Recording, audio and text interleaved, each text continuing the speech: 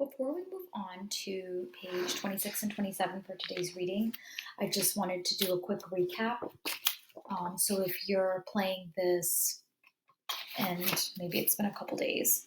So 22, we're shifting into the section about Jackie's relationship with people in the world of baseball, and the relationships he has with certain people assist him in his traits and what makes him so valuable in the baseball world, not just athletically, but in terms of how it shifts um, with segregation and desegregation.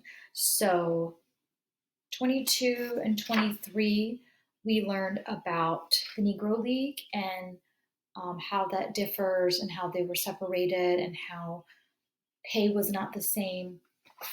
24, 25, we learned about the journalists and how they ask questions of the whole country, not just baseball. So they asked questions as a whole of the country instead of making it specifically for baseball. There's also a timeline on page 25, which brings us to page 26, where we learn more about Branch Rickey. Top of 26. With the country delicately balanced toward change and baseball under pressure to set the pace, someone within the executive ranks of baseball had to commit to breaking the color barrier. So this sentence is really important because first, the country is delicately balancing. So it's teetering, it hasn't shifted completely. One.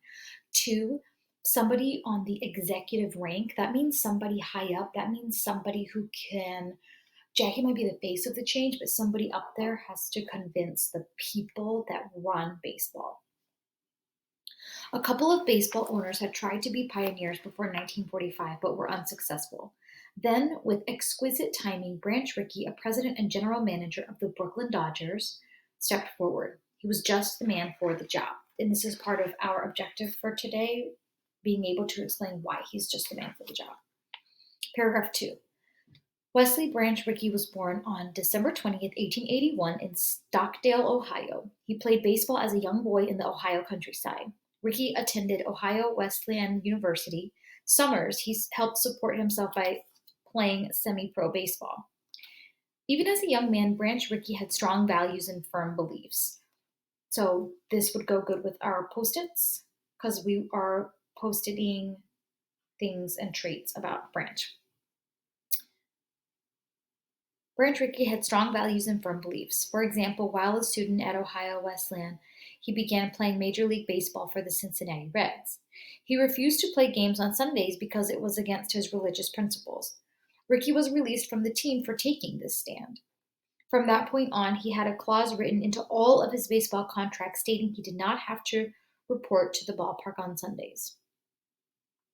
So if we were thinking of evidence, a claim would be Branch Rickey stood firm on his beliefs. Think about what that evidence would be, and there's plenty of it in 1-2 paragraph 3. After Rickey graduated from Ohio Wesleyan, he went to law school, worked as an athletic director and baseball coach, and played big league ball for the St. Louis Browns and the New York Highlanders. In his spare time, he lectured against legalizing alcohol. Rickey went on to manage the St. Louis Browns and Cardinals, the Brooklyn Dodgers, and the Pittsburgh Pirates. In 1942, Branch Rickey was named president of the Brooklyn Dodgers. A year later, he went to the board members of the Dodger Club and told them that he wanted to recruit players from Negro League teams. The board wasn't surprised. Rickey was well known for bold moves. During World War II, he replaced seasoned ball players who were off fighting in Europe with boys as young as 15. In the 1930s, Rickey built baseball's farm systems, which today is called the minor leagues. Oh, that's interesting. I didn't know that. First paragraph on page 27. When Rickey first proposed integrated baseball, the commissioner of baseball at the time, Judge Kennesaw Mountain Landis, was firmly against it.